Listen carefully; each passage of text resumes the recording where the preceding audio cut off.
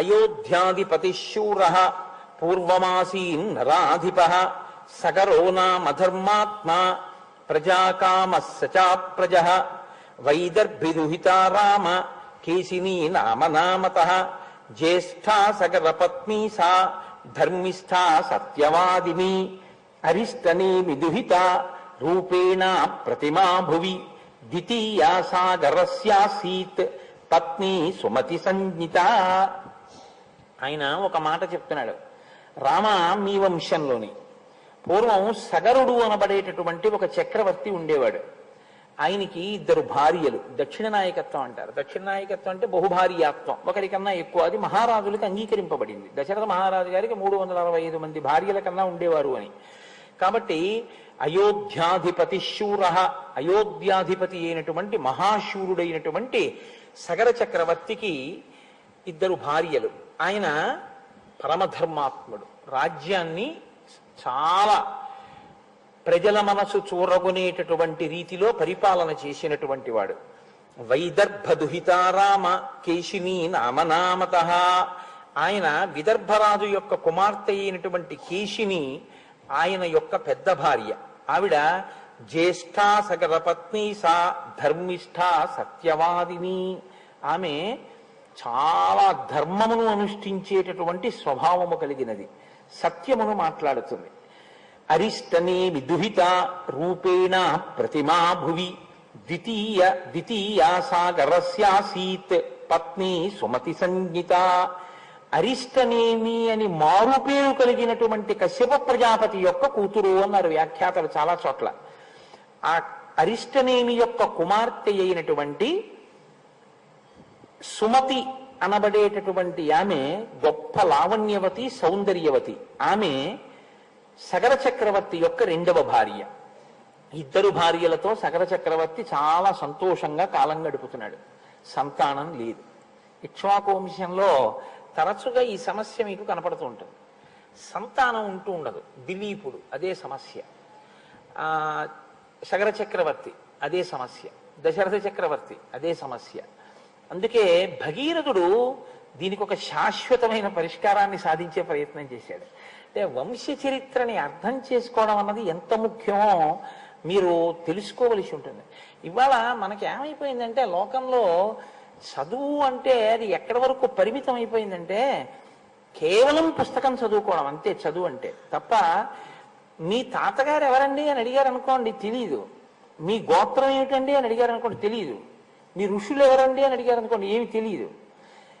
మీ మేనత్తెవరు వాడికి తెలియదు. ఎందుకంటే మనం అసలు పంపం. అందులో ఎటువంటి సిస్టమ్ మనం ఇవాళ తయారు చేసేసుకున్నామంటే ఇదొక దారుణమైనటువంటి స్థితి.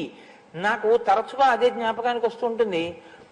పౌల్ట్రీ ఫార్మ్స్ ఉంటాయి, కోళ్ళు పెంచేటటువంటివి. మీరు ఎప్పుడైనా చూశారో లేదో, నీకు అదే పని అనుకోకండి, చూసినది గుర్తొస్తుంటుంది అంతే. ఆ పౌల్ట్రీ ఫార్మ్స్ లో కోళ్ళని పెంచుతూ ఉంటారు. అవి ఎక్కువ స్వేచ్ఛగా తిరగడానికి చోటు ఉంచరు.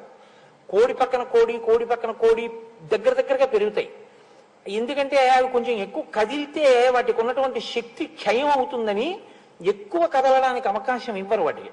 అది అక్కడే పుడుతుంది, అక్కడే పెరుగుతుంది, అక్కడే తింటుంది, అక్కడే విసర్జిస్తుంది, అక్కడే గుడ్డెడుతుంది. వాడు వచ్చి కింద నుంచి గుడ్లెట్టుకుపోతాడు. ఆఖరణ దాని యొక్క ఒకే ఒక యాత్ర ఏమిటంటే అదే దాని అంతిమ యాత్ర. వాటి కాళ్ళన్నీ కలిపి ఓ గుత్తి కింద కట్టి పట్టుకుపోతారు. చాలా దారుణంగా ఉంటుంది ఆ స్థితి. అది తీసుకెళ్ళడం కూడా పాపం తలలు రోడ్డు కొట్టుకుపోతుంటే తీసుకెళ్తారు. తీసుకెళ్లి పైన ఎక్కింది అంటే దాని కంఠం పోయిందని గుర్తు, కింద ఉంది అంటే కంఠం పోవడానికి క్యూలో ఉందని గుర్తు. అంతే దాని జీవితం.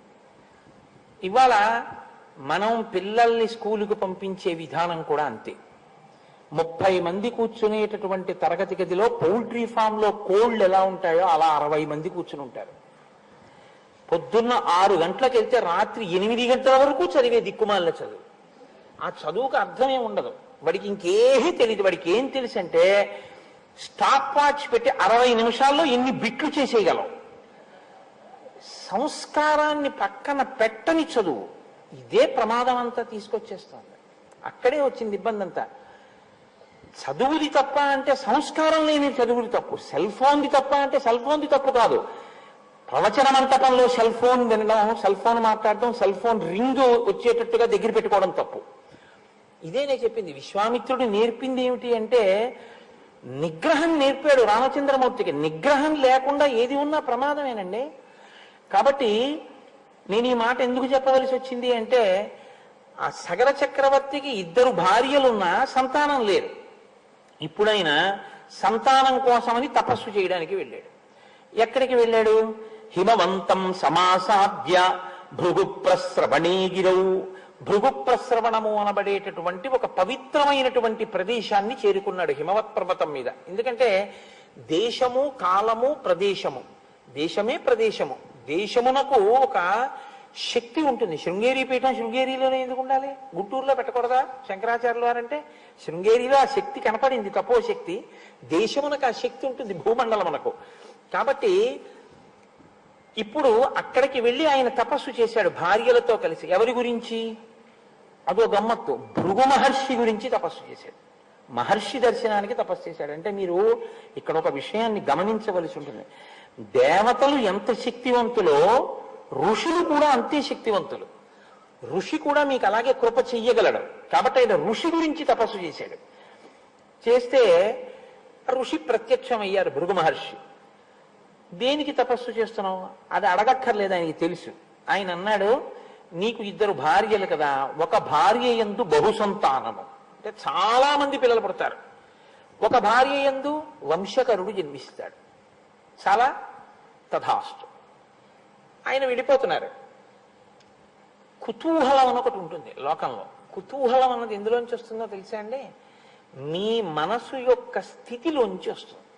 వెంకటాచలంలో దర్శనం చేసుకుని మీరు బయటికి వస్తున్నారు అనుకోండి, ప్రసాదం ఇస్తూ ఉంటారు. ఇలా ఇలా ఇలా ఇలా చూస్తుంటాడు. ఇటు కౌంటరు అటు కౌంటరు, 2 దారులు ఉంటాయి. ఇటు నుంచి ఇస్తారు, అటు నుంచి ఇస్తారు. ఇటు అటు కూడా చూసి పెడతాడు. ఎందుకంటే చక్ర పొంగలి ఇటిస్తున్నారని చూస్తాడు. అంటే తనకి ప్రసాదం మీద కుతూహలం కన్నా చక్ర పొంగలి మీద కుతూహలం ఎక్కువ. జిహ్వ చాపల్యం అక్కడ కూడా ఉంది అని గుర్తు. సరే, ఏమో చక్ర పొంగల్ని ప్రసాదంగా తీసుకున్నాడు కదండి అంటే ఏమో కొంతవరకు పర్వాలేదేమో. కానీ అదేంటండి, ఎట్టిడితే ఏదిస్తే అది ప్రసాదం అండి నాకు అన్నవాడికి అలా చూడక్కర్లేదు. అక్కడికి వెళ్ళి చెయ్యి పెట్టి చేతిలో ఏం పెడితే కళ్ళకు అద్దుకుని నోట్లో పెట్టుకుని వెళ్ళిపోతాడు కదా. కుతూహలం ఎక్కడుంటుందో అంటే మనస్సు యొక్క స్థితిని బట్టి ప్రశ్న వస్తుంది ఎప్పుడూను. నేను అందుకే మీతో మనవి చేశాను, అదొక పెద్ద మనస్తత్వ శాస్త్రం అండి. శ్రీరామాయణం బాగా జీర్ణమైతే మీతో మాట్లాడే మనిషి యొక్క మాటని బట్టి ఆయన సంస్కారాన్ని లెక్క కట్టేస్తారు, మీరు తెలిసిపోతుంది. కాబట్టి ఇప్పుడు 2 భార్యలు అన్నారు. మాలో ఎవరికి వంశకరుడు, ఎవరికి బహుపుత్రులు? అంటే ఇద్దరికి ఏదో కోరిక ఉందిగా, ఇద్దరూ ఎక్కువ సంతానమే కావాలని కోరుకుంటే ఇబ్బంది, కానీ ఇద్దరికి ఏమో వేరు వేరు కోరికలు ఉన్నాయేమో అంటే భృగు మహర్షి అన్నారు, ఆ గొడవ ఎందుకు మీకు ఎలా కావాలి అడగండి అన్నారు.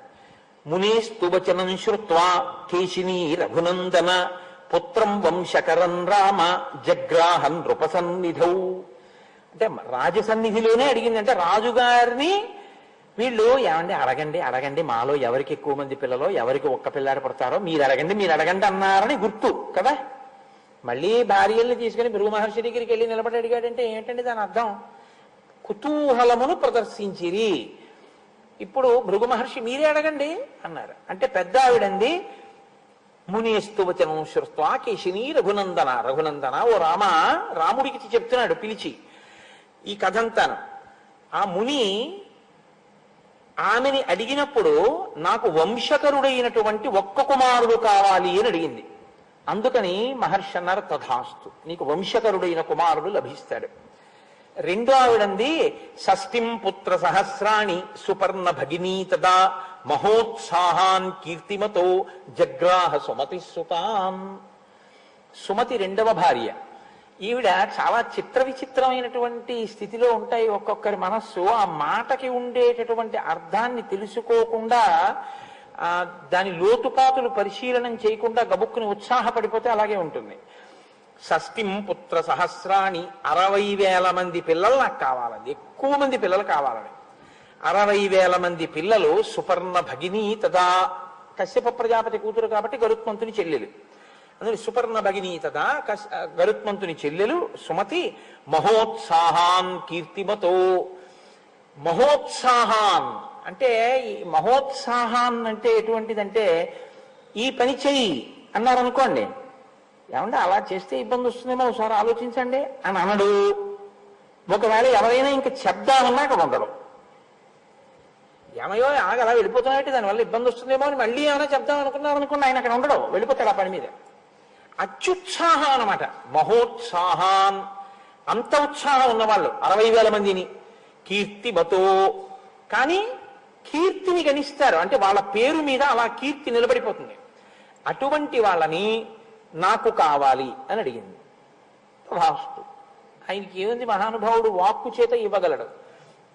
ఇద్దరికి మీకు ఇలాగే నేను కటాక్షిస్తున్నాను, అలాగే మీకు సంతానం కలుగుతుంది అన్నారు. సరే ఇద్దరు ఇంటికి వెళ్ళిపోయారు. వెళ్ళిపోయిన తరువాత సగర చక్రవర్తి భార్యలలో పెద్ద ఆవిడికి ఒక కుమారుడు కలిగాడు. ఆయనకి అసమంజసుడు అని పేరు పెట్టారు. రెండవ ఆమెకి ఒక పెద్ద పిండం ఒకటి పుట్టింది. ఆ పిండానికి తేనె పట్టుకు తేనెటీగలు ఎలా ఉంటాయో అలా 60,000 మంది చిన్న చిన్న చిన్న చిన్న పిల్లల యొక్క వ్యూహము దానికి అంటుకునుంది. దాదులు వీళ్ళని నీతి కుండల్లో పెట్టి పెంచి పెద్ద చేశారు. అంటే ప్రిమిచ్యూరుడు భర్త అన్నది రామాయణ కాలానికే ఉందిలా ఉంది. అందుకని 60,000 మందిని నీతి కుండల్లో పెట్టి పెంచి పెద్ద చేశారు.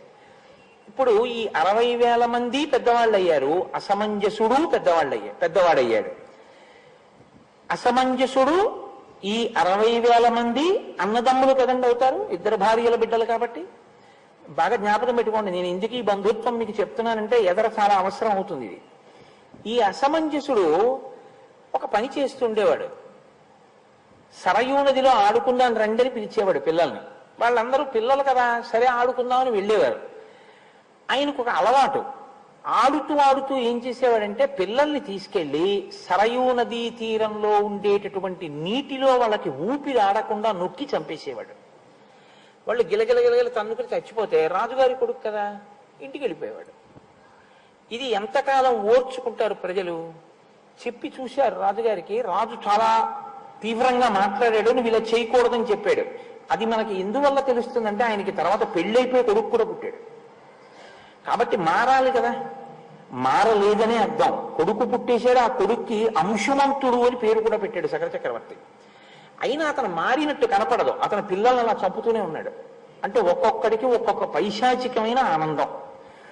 కాబట్టి ఏవం పాప సమాచార సజ్జన ప్రతిపాదక పౌరాణామహితే యుక్త పుత్రో నిర్వాసిత పురాత్. ధర్మం అంటే అది. ధర్మం అంటే 10 మంది బిడ్డలు పోయి ఏడుస్తుంటే నా పిల్లాడు సంతోషిస్తున్నాడని ఊరుకోవడం కాదు. ధర్మం ధర్మమే. కాబట్టి రాజు అన్నాడు, సజ్జన ప్రతిబాధక, సజ్జనుల్ని బాధిస్తోంది నా కొడుకు ప్రవర్తన, కాబట్టి వీడి ఊళ్ళో ఉండడానికి వీల్లేదని రాజ్య బహిష్కారం విధించాడు. నువ్వు నా దగ్గర ఉండకుండా వెళ్ళిపో అన్నాడు. అసలు తండ్రికి కొడుకు కనపడకుండా దూరంగా వెళ్ళిపోతున్నాడు అంటేనే చాలా బెంగ. అటువంటిది తండ్రి తనంత తానుగా కొడుకుని రాజ్య బహిష్కారం విధించాలి అంటే చాలా కష్టం. అది రాజే తలుచుకుంటే దాన్ని ఎలాగైనా సరే తిమ్మిని బమ్మి చేసి తన కొడుకే ఒప్పు అని నిరూపించవచ్చు. కానీ అది ఇక్ష్వాకు వంశంలో ఉన్నటువంటి చక్రవర్తుల లక్షణం కాదు. ధర్మం కోసం అవసరమైతే తన కొడుకుని విడిచిపెట్టాడు రామ సగర చక్రవర్తి. జ్ఞాపకం పెట్టుకో. ఇప్పుడు ఏం చేస్తోంది ఇది రాముడి మీద గుర్తించండి. త్యాగం చెయ్యగలిగిన లక్షణాన్ని పెంచుతోంది. ఇదే నేను మీకు చెప్పింది. ధర్మం కోసం, ప్రజల కోసం అవసరమైతే కడుపున పుట్టినటువంటి కొడుకుని విడిచిపెట్టాడు మా వంశంలో ఉన్నటువంటి పెద్ద ఆయన. పూర్వీకుల యొక్క గౌరవం కోసం, ప్రజలకి రాజారాముడుగా తాను కూర్చునే ధర్మం కోసం అవసరమైతే సీతమ్మ తల్లిని దూరంగా పెట్టగలిగినటువంటి మనస్థితిని, అటువంటి వజ్రశక్తిని రామచంద్రమూర్తికి ఇచ్చినటువంటి శక్తి ప్రచోదనానికి బీజం ఎక్కడుందంటే విశ్వామిత్రుడి వాక్కులో ఉంది. ధర్మం కోసం ఎలా నిలబడాలో నేర్పాడు మహానుభావుడు. అందుకు చెప్తాడు, ఎక్కడ ఏ కథ చెప్పాలో చెప్తాడు. ఎంత అందంగా మాట్లాడతాడో చూడండి. అనుష్టుప్లో మాట్లాడతాడు, పెద్ద ఏం విశేషమైన వర్ణన చేయడు, ఒక్క మాట. కానీ అది జారిపోయింది అనుకోండి, ఆ మాట అది పట్టుకోలేదు అనుకోండి రాముడి వ్యక్తిత్వం దిద్దపడదు. గురువు నోటి వెంట వస్తున్నటువంటి మాట, ప్రతి మాటని పట్టుకోవడంలోనే అభ్యున్నతి ఉంటుంది. గురువు గారి పని ఏంది మాట్లాడడమే పని అనుకుంటే శిష్యుడు ఉద్ధరణ పొందలేడు. ఏవం పాప సమాచార సజ్జన ప్రతిబాధక పౌరాణామహితే యుక్త పుత్రో నిర్వాసిత పురాత్. రాజ్యంలోంచి వెళ్ళగొట్టాడు. వెళ్ళగొట్టి ఆయన కొడుకైనటువంటి అంశుమంతుణ్ణి మాత్రం దగ్గర పెట్టుకున్నాడు. ఎందుకు పెట్టుకోవాలి అంటే, నువ్వు మీ అబ్బాయిని తీసుకుని అవతలపో అనలేదు. నువ్వు మీ అబ్బాయిని తీసుకుని అవతలపో అనడానికి అబ్బాయి చేసిన తప్పే ఉంది. మనవణ్ణి ఉంచుకున్నాడు. నేను కూడా నా నాన్నగారితో పోతానన్నాడు అనుకోండి, అయితే పోంటాడు. అలా అనలేదు వాడు. అంటే వాడు ధర్మాధర్మ విచక్షణ ఎరిగినవాడు, పిల్లవాడి స్థాయిలో ఉన్నవాడు కాబట్టి నేను వాడంటున్నాను. మా నాన్నగారితో వెళ్తానని లేదు, మా తాతగారితో ఉంటానన్నాడు. అంటే తాతగారు బిడ్డని విడిచిపెట్టేస్తే మా నాన్నగారిని పంపించిన మా తాతగారి ధర్మనిష్ట అంత గొప్పది అని తాతగారి పక్కన మనవడు ఉండిపోయాడు. తండ్రి ఆ స్థితి, కొడుకు ఈ స్థితి, పైన తండ్రి తాతగారిది ఆ స్థితి, మధ్యలో ఉన్నవాడిది ఇంత విచిత్రమైన స్థితి. ఎందుకు వస్తాయి ఇలాగా? అదే కర్మ ఫలితాలంటే. ఎంత గమ్మత్తుగా ఉంటుందో చూడండి. మీరు అదొక్కటి పట్టుకుని ఎంతైనా విశ్లేషణలోకి వెళ్ళచ్చు. రాముడి మనసులోకి నాటుకుపోతున్న ఇవన్నీ, నేను పుట్టిన వంశం ఇంత గొప్పది, నా ముందు ఉన్నటువంటి వాళ్ళు అంత గొప్పవాళ్ళు, నేనొక్క పొరపాటు చేస్తే వాళ్ళందరూ సిగ్గుతో తలంచుకుంటారు. మా వంశంలో చెడ పుట్టాడు వీడు, వీడి వల్ల మేమందరం ధర్మాత్ములమై కూడా ఇలా తల దించుకు నిలబడుతున్నాం, వీడు మా వంశంలో పుట్టినందుకు అని వాళ్ళు బాధపడతారు. నేను అలా ప్రవర్తించకూడదు. మా తాత మా తండ్రులు గౌరవింపబడాలి, నన్ను చూసి సంతోషించాలి, మా రాముడు ఇటువంటి వాడు అని వాళ్ళు సంతోషించాలి. అబ్బా, ఏమి అంశువంతుడు, ఏమి సగర చక్రవర్తి, ఏది చేస్తే ప్రభు రాజ్యంలోంచి పంపించేయచ్చు అంటే ఊరి క్షేమం కోసం అవసరమైతే తన కొడుకును వదిలేశాడు. తన కొడుక ఊరా అంటే ఊరే కొడుకు కాదు, ఇది ప్రభు అంటే. ఊరా కొడుక అంటే ఊరిపోతే పోయింది, నా కొడుకు బాగుండాలన్నవాడు ప్రభువుగా కూర్చోవడానికి అనర్హుడు కదండి. ఇది రామాయణం అంటే. ఇది నేర్పుతోంది, ఒక రాజుకుండవలసినటువంటి లక్షణాన్ని నేర్పుతోంది. ఇందులోంచి వచ్చాడు రాజారాముడు. ఈ రాజారాముడు మనకి ఆదర్శ పురుషుడయ్యాడు. చెక్కినవాడు విశ్వామిత్రుడు. అందుకే నాకు ఆయన పేరు చెప్తే చాలంత గౌరవం. నాకు బాలకాండ చెప్పడం అంటే ఎందుకు సంతోషం అంటే, ఆ మహానుభావుడి పేరు 10 మాటలు ఉచ్చరిస్తానని సంతోషం. కాబట్టి విశ్వామిత్రుడే కాదు, లోకంలో ఎక్కడ ఏ గురుస్థానంలో ఉన్న వ్యక్తి అయినా నా దృష్టిలో ఆయన విశ్వామిత్ర తత్వం ఉన్నవాడే అని నేను నమ్ముతాను. కాబట్టి తస్య పుత్రోంశుమాన్ నామ అసమంజస్య వీర్యవాన్ సమ్మత సర్వలోకస్య సర్వస్యాపి ప్రియం వదః. ఆయన కుమారుడైనటువంటి అంటే అసమంజసుని కుమారుడైనటువంటి అంశుమంతుడు మాత్రం ధర్మాత్ముడై లోకంలో ఉండేటటువంటి ప్రజలందరి చేత ప్రేమింపబడి అందరి చేత గౌరవింపబడ్డాడు. సగర చక్రవర్తి చాలా సంతోషించారు అని ఆయన అన్నారు. సగర చక్రవర్తి అశ్వమేధయాగం చేశాడు అన్నారు, అంతే అని. తర్వాత విషయానికి వెళ్ళిపోబోతున్నారు. ఆయన పరిశీలనం చేస్తాడు. ఇలా చెప్పినా వింటాడా? దాంట్లో వివరం తెలుసుకోవాలని ఏమైనా కోరుకుంటాడా? అందుకని అన్నారు, సగర చక్రవర్తి అశ్వమేధయాగం చేశాడయా, అశ్వమేధయాగం పూర్తయిపోయింది. తర్వాత ఆయన వంశంలో అంటున్నారు, ఆగండి ఆగండి ఆగండి ఆగండి గురువుగారు ఆగండి ఒక్కసారి, అశ్వమేధయాగం చేశారా? మా వంశంలో సగర చక్రవర్తి మా పూర్వీకుడు మహానుభావుడు, ఏం అశ్వమేధయాగం అండి, ఎంత గొప్పదండి అశ్వమేధయాగం అంటే. శ్రోతుమిచ్చామి భద్రంతే, గురువుగారు నన్ను కృప చెయ్యండి, వివరంగా చెప్పండి అని ఎలా అడుగుతాడు. గురువుగారు నన్ను కృప చెయ్యండి, శ్రోతుమిచ్చామి, నాకు బాగా వివరంగా వినాలనుంది. మహానుభావులు ఎంత గొప్పగా చేశారండి మా పూర్వీకులు, విస్తరేణ కథామిమాం, బాగా వివరించి నాకు చెప్పరా గురువుగారు నా మీద కృపచేత. పూర్వకోమే కథం బ్రహ్మన్ యజ్ఞం వై సముపాహరత్. ఆ యజ్ఞం చెయ్యడం అంటే అంత తేలిగ్గా ఏముండదు అశ్వమేధయాగం. ఆ యజ్ఞాన్ని మా పూర్వీకుడైనటువంటి సగర చక్రవర్తి ఎలా చేశారో నాకు చెప్పవలసింది. ఒక నవ్వు నవ్వాడు. విశ్వామిత్రస్తు కాతుత్సం ఉవాచ ప్రహసన్నివా. ఓ చిరునవ్వు చిందించేట విశ్వామిత్రుడు. ప్రహసన్నివా, దేనికి ఆ చిరునవ్వు? ఇదిరా అబ్బాయి నీకుండవలసిన లక్షణం. మీ తాతగారు రా అన్నారనుకోండి ఎవరో తెలుసున్న వాళ్ళు, అమ్మ బాబోయ్ ఆయన దగ్గరికి వెళ్తేనండి సుట్టేసేస్తాడంటారు ఇవాళ మన పిల్లలైతే. మాకెందుకండి మా తాతగారి గోల.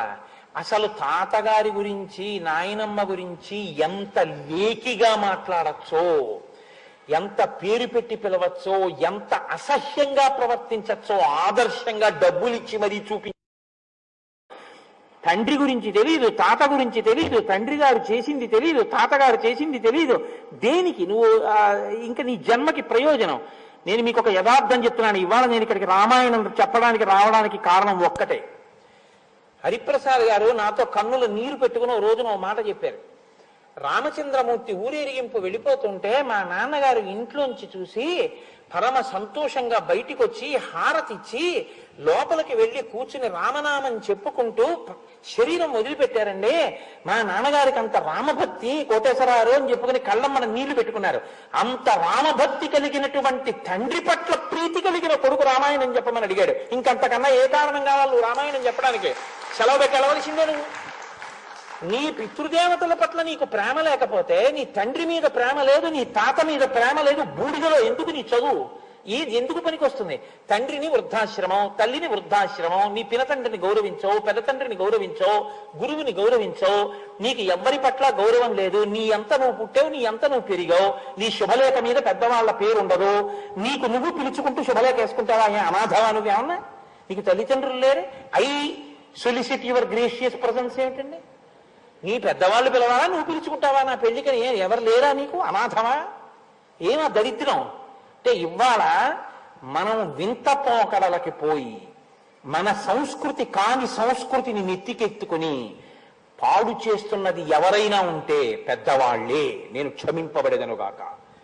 రామాయణం పిల్లలకి తెలియకపోతే తప్పు పెద్దవాళ్ళదే. మీరు కొనలేదు రామాయణం, కోట్ల రూపాయలు ఖర్చు పెట్టేశారు లేచిన దగ్గర నుంచి. తిన్న యాపిల్ పళ్ళల్లో లక్షవంతు డబ్బు పెట్టి 6 కాండలు గోరఖ్పూర్వి కొని ఇంట్లో పెట్టుంటే నీ కొడుకు ఎప్పుడో ఒకప్పుడు రామాయణం చదివి ఉండేవాడు. నీ ఇంట్లో ఇంటీరియర్ డెకరేషన్ కి అంత డబ్బు ఖర్చు పెట్టావు, నీ ఇంట్లో 6 కాండల రామాయణం లేదు.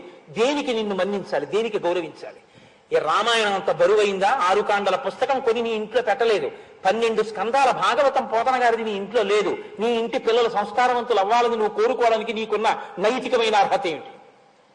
లేదు. మనకి ఎక్కడ కోల్పోతున్నామంటే మన సంస్కారాన్ని మనం విడిచిపెడుతున్నాం. నా ఆర్తి చేత పలికిన వ్యగ్రతతో కూడిన మాటలు మన్నింపబడుగాక. కాబట్టి ఇప్పుడు 60,000 మంది ఒక భార్య పిల్లలు, రెండవ భార్య యొక్క పెద్ద భార్య యొక్క మనవడు, పెద్ద భార్య వైపు నుంచి వచ్చినటువంటి మనవడు. ఎందుకంటే అసమంజసుని యొక్క కొడుకైన అంశుమంతుడు, రెండవ భార్య యొక్క పుత్రులైన 60,000 మంది పిల్లలు. అంటే పిల్లలు 60,000 మంది ఉన్నారు. ఒక మనవడు ఉన్నాడు సగర చక్రవర్తి. ఈయన అశ్వమేధయాగాన్ని సంకల్పం చేశారు. సంకల్పం చేసి గుర్రాన్ని విడిచిపెట్టాడు. ఏమిటి ధైర్యం? 60,000 మంది కొడుకులే ఉన్నారు. ఈ భూమి 60,000 యోజనములట. 60,000 యోజనములు కాబట్టి యోజనానికి ఓ పిల్లాడు వెళ్ళినా గుర్రాన్ని ఎవడో ఎత్తుకుపోలేడు కదండి. కాబట్టి అశ్వమేధయాగం చేద్దాం అనుకున్నాడు. అనుకుని గుర్రాన్ని విడిచిపెట్టాడు. చిత్రం ఏం జరిగిందంటే, రాక్షసీం తనుమాస్థాయ యజ్ఞీయాశ్వమపాహరత్ హ్రియమాణీ తుకాకుత్స తస్మిన్నశ్వే మహాత్మనః. దేవేంద్రుడు రాక్షస స్వరూపాన్ని మాయాస్వరూపంగా గ్రహించి ఆ గుర్రాన్ని ఎత్తుకుపోయాడు. ఎత్తుకుపోతే ఇప్పుడు ఆ గుర్రం కనపడలేదు. ఆ గుర్రానికి రక్షకులుగా వెళ్ళిన వాళ్ళు వెనక్కి వచ్చేసారు. వెనక్కి వచ్చేసి సగర చక్రవర్తి యజ్ఞ దీక్షలో ఉన్నాడు. అటు ఇటు కదలకూడదు దీక్షలో ఉన్నప్పుడు. అందుకని యజ్ఞ దీక్షలో ఉన్నాడు. ఆయన దగ్గరికి వచ్చి చెప్పారు, గుర్రాన్ని ఎవరో ఎత్తుకుపోయారండి అన్నారు. ఇప్పుడు గుర్రం కనపడకపోతే, గుర్రం తిరిగి రాకపోతే యజమానికి, క్రతువు చేయిస్తున్న వాళ్ళకి కూడా అది అరిష్టం. కాబట్టి ఎలాగైనా గుర్రం తిరిగి రావాలి సగర చక్రవర్తి. కాబట్టి నువ్వు జాగ్రత్త, నువ్వు వెళ్ళడానికి వీల్లేదు, యజ్ఞ దీక్షలో ఉన్నావు. కాబట్టి ఎవరినైనా పంపు అన్నాడు. ఆయన 60,000 మంది పిల్లల్ని పిలిచాడు. మహోత్సాహం కదండి వాళ్ళు, చెప్పగా వెళ్ళిపోతారంతే ఇంకా పని మీద. ఏకైక యోజనం పుత్ర విస్తారం అధిగచ్చత యావత్ రంగ సందర్శ తావత్ ఖనతమేదినీం అన్నాడు. అంటే చూడండి, మనం కోపం వచ్చేస్తే ఎందుకు కనపడతారా? వెతికేసేయండి అంతే శుభ్రంగా, ఎక్కడివక్కడ వెతకండి అంటాను చూసారా? అలా ఎందుకు కనపడదు గుర్రం?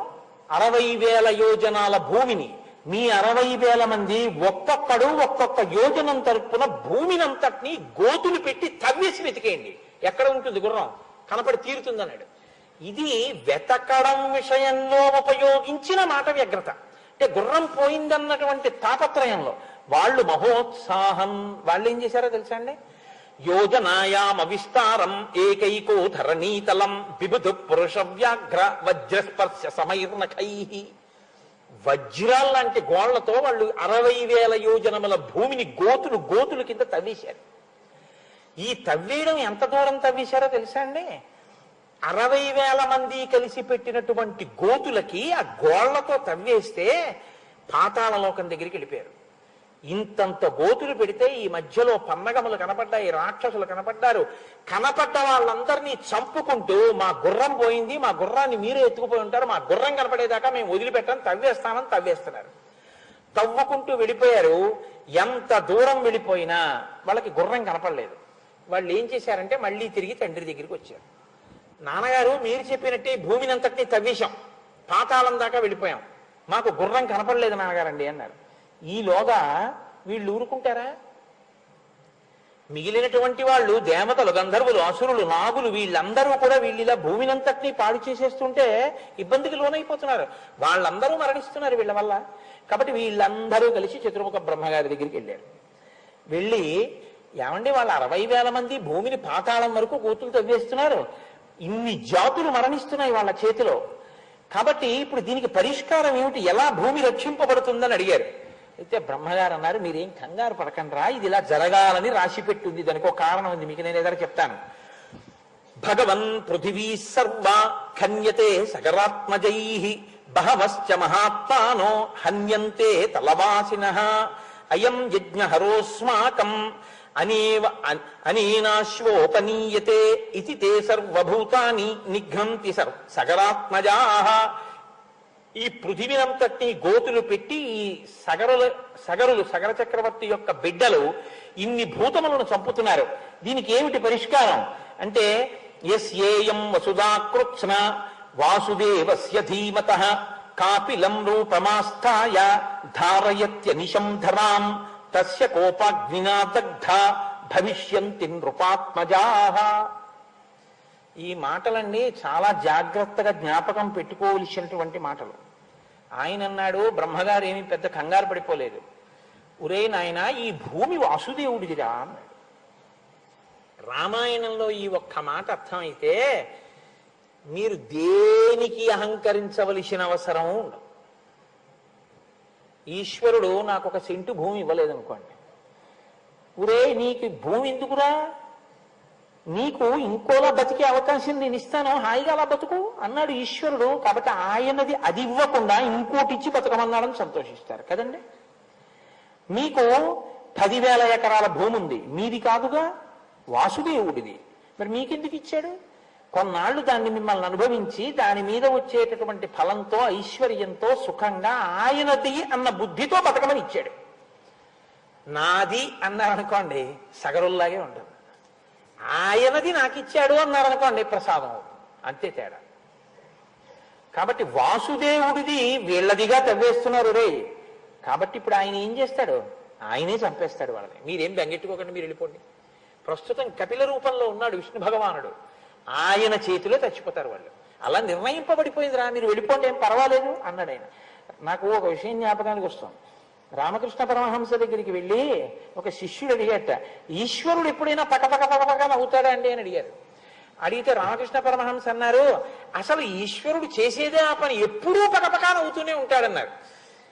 అయ్యో ఎందుకండి అలా పకపక ఎప్పుడూ నవ్వుతూ ఉండడం అని అడిగారు. అడిగితే టేపు పట్టుకుని భూమిని కొలతలు వేసుకుని ఇది నాదిని రిజిస్ట్రేషన్ చేయించుకున్న వాళ్ళు చాలా మంది నా దగ్గరికి వచ్చేసారు, మళ్ళీ వాళ్ళు ఎంతమంది బయలుదేరి కొలత వేసుకుంటున్నారో నవ్వుతుంటాడు రా ఈశ్వరుడు అన్నారు. నిజం కదండి. పేరెంట్ డీడ్ ఎంతమందికి మారిందో, ఎవడిది ఆఖరికి? ఇది ఈశ్వరుడిది. ఏమి పిచ్చి, నాదని పిచ్చి, ఆ పిచ్చితోటి పాడు చేసుకోవాలి. కాబట్టి యస్యేయం వసుధాకృత్స్న వాసుదేవస్య ధీమతః కాపిలం రూపమాస్థాయ ధారయత్యనిశం ధరాం తస్య కోపాగ్నినా దగ్ధ భవిష్యంతి నృపాత్మజాః. భవిష్యత్తులో ఆయన కోపానికి వీళ్ళు భస్మరాశి అయిపోతారు. సరే, ఈలోగా వాళ్ళు మళ్ళీ తండ్రి దగ్గరికి వెళ్ళాడు. తండ్రి అన్నాడు, ఎందుకు వెనక్కి వచ్చారు మీరు? గుర్రం కనపడేంత వరకు అలా తవ్వుకుంటూ వెళ్ళిపోండి అంతే, భూమిని ఎక్కడ అక్కడ ఉంటుంది, అలా తవ్వుతూ వెళ్ళండి, ఎక్కడ దాచినా మీకు దొరుకుతుంది అన్నాడు. మళ్ళీ వెళ్ళారు 60,000 మంది. ఇప్పుడు ఎంత దూరం వరకు వెళ్ళిపోయిందో తెలుసా అండి? వాళ్ళు గొయ్యి పెట్టి తవ్వుకుంటూ వెళ్ళిపోవడం.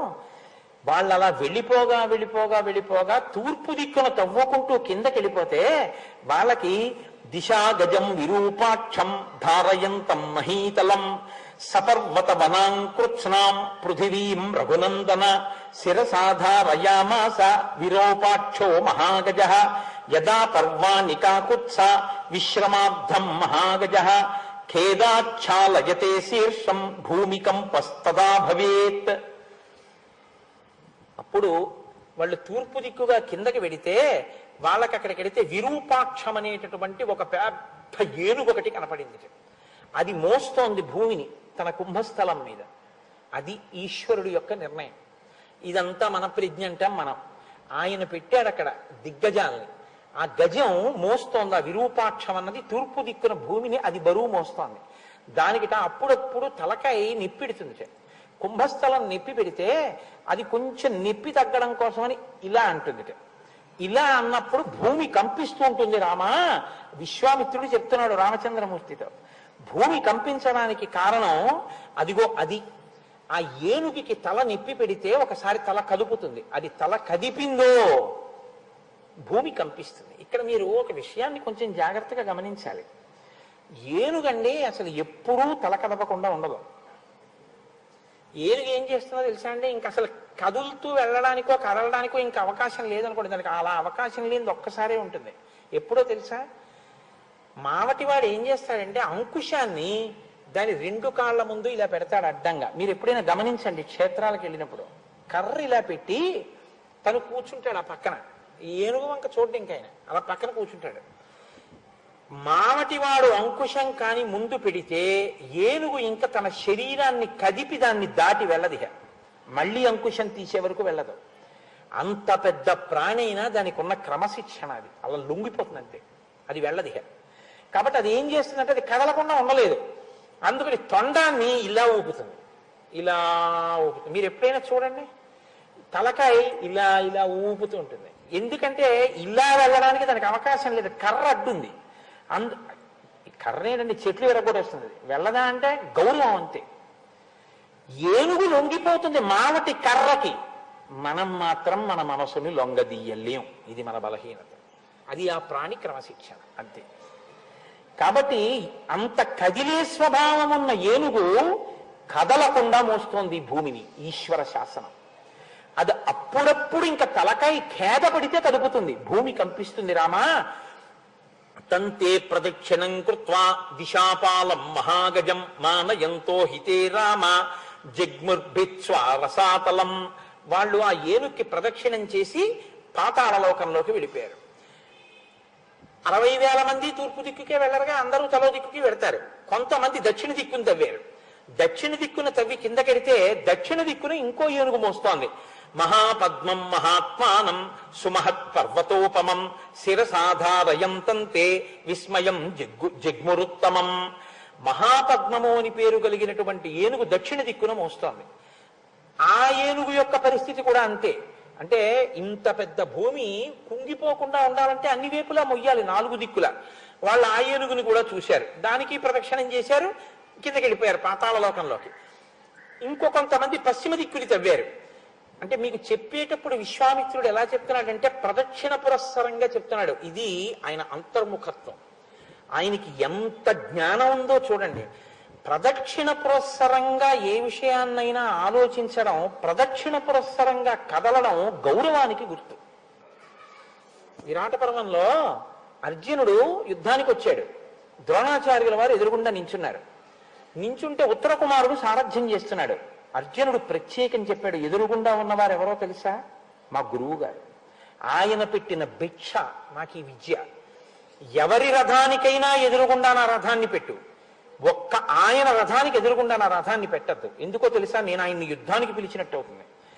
ఆయన నా మీద బాణాలు వేస్తే నేను వేస్తానంతే తప్ప ఆయనకి ఎదురుగుండా వెళ్ళొద్దు, ఆయనకు దగ్గరగా నడవద్దు, దగ్గరగా రథాన్ని తీసుకెళ్ళద్దు. ఎందుకంటే ఏమో గురువు గారు రథం కదుపుకుందాం అనుకుంటున్నారేమో, మనం అడ్డెళ్ళకూడదు. అందుకని గురువు గారికి రథానికి దూరంగా వెళ్ళని, ప్రదక్షిణ పురస్సరంగా వెళ్ళని, అప్రదక్షిణంగా మాత్రం కదలకు, ప్రదక్షిణంగా కదులు. ప్రదక్షిణంగా కదిలితే గౌరవాన్ని ఆవిష్కరించినట్టు. మీరు ఏ క్రతువు చేస్తున్నారో, ఏ పని చేస్తున్నారో దాని యందు మీరు విపరీతమైనటువంటి పవిత్రతని ఆవిష్కరించడం ఏమిటంటే, మీరు మార్గాన్ని నిర్ణయించుకోవాలి, ఎటు వెడదాం అనుకుంటున్నారు అన్నది. అది ఎవరి పట్ల కృతజ్ఞతతో, ఎవరి పట్ల గౌరవంగా వెడుతున్నారో దానికి ప్రదక్షిణంగా వెళ్ళాలి. అందుకే గురువు గారికి ప్రదక్షిణ పురస్సరంగా తిరగాలి. ఎప్పుడు తల్లిదండ్రులకి ప్రదక్షిణ పురస్సరంగా తిరగాలి. అంతేకాని ఎలా పడితే అలా పక్క నుంచి వెళ్ళిపోకూడదు, అది అమర్యాద. ఎంత అందంగా మాట్లాడతాడో చూడండి విశ్వామిత్రుడు. చెప్పేటప్పుడు పశ్చిమాన్నున్న ఏనుగును ముందు చెప్పడం, తూర్పు చెప్పాడు, దక్షిణం చెప్పారు, పశ్చిమం చెప్తున్నారు. అంటే ఆయన చెప్పేటప్పుడు కూడా ప్రదక్షిణ పురస్సరంగానే తిరుగుతోంది ఆయన బుద్ధి. అంటే ఆయన బుద్ధి ఇప్పుడు భూప్రదక్షిణం చేస్తోంది. అంటే ఆ ప్రదక్షిణ పురస్సరంగా ఆలోచించడం, ప్రదక్షిణ పురస్సరంగా తిరగడం, ఇవన్నీ కూడా లోపల మంగళప్రదమైన ఆలోచనలతో కూడిన సంస్కార బుద్ధి ఉన్నవాళ్ళు తప్ప వేరొకరు చేయలేరు తప్ప. అందుకే ఆ కదలికకి అంత ప్రాధాన్యత ఉందండి, అది సంస్కారాన్ని ఆవిష్కరిస్తుంది. కాబట్టి దిశా గజం సౌమనసం దదృశుస్తే మహాబలాహ. సౌమనసం అనేటటువంటి ఏనుగు పశ్చిమ దిక్కున ఆ భూమండలాన్నంతటినీ మోస్తోంది. సరే, పశ్చిమ దిక్కు అయిన తర్వాత ఉత్తరం, ఉత్తర దిక్కున వెళ్ళేటటువంటి వాళ్ళు ఆ కిందకి దవ్వారు. భద్రం భద్రేన వపుషా ధారయంతం మహీమిమాం. ఉత్తర దిక్కున భద్రం అనేటటువంటి ఏనుగు ఆ భూమండలాన్నంతటినీ మోస్తోంది. వాళ్ళు నాలుగు వైపులా చూసిన తర్వాత ఈశాన్య దిక్కు వైపుకి తవ్వుకుంటూ పాతాళ లోకంలోకి కొంతమంది వెళ్ళారు. తేతు సర్వే మహాత్మానో భీమవేగ మహాబలాహ. భీమవేగం కలిగిన వాళ్ళు, మహోత్సాహం కదా వాళ్ళందరూను. దదృశ కపిలం తత్ర వాసుదేవం సనాతనం. సనాతనుడైనటువంటి వాసుదేవుడు కపిల రూపంలో అక్కడ కూర్చుని ఉన్నారు. ఈశాన్య దిక్కున పాతాళ లోకంలో ఆయన ఒక ఆశ్రమంలో కూర్చుని తపస్సు చేసుకుంటున్నారు. కపిల రూపంలో. కపిల గీత అని చెప్పాడు భగవద్గీతలో, భాగవతంలో మహానుభావుడు ఎంత గొప్పగా ఉంటుందో. కాబట్టి ఇప్పుడు వాళ్ళు ఆయన్ని చూశారు. ఇంద్రుడు ఏం చేశాడంటే ఎత్తుకుపోయిన గుర్రాన్ని అక్కడ పెట్టి వెళ్ళిపోయాడు.